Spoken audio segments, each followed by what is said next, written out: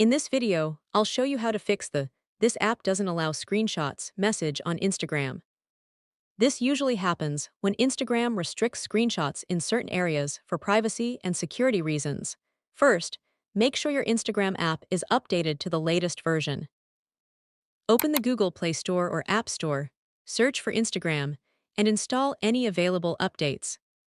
If you're trying to take a screenshot in a disappearing photo or video chat, Instagram may block screenshots by design.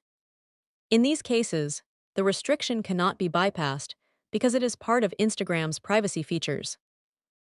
If the message appears elsewhere in the app, restart Instagram by completely closing it and opening it again.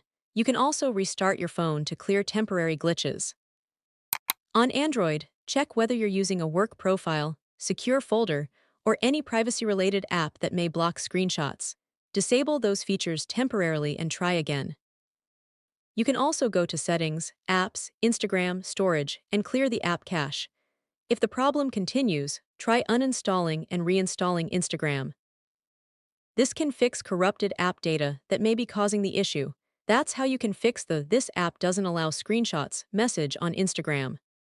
If you found this guide helpful, don't forget to like, share, and subscribe for more helpful tutorials.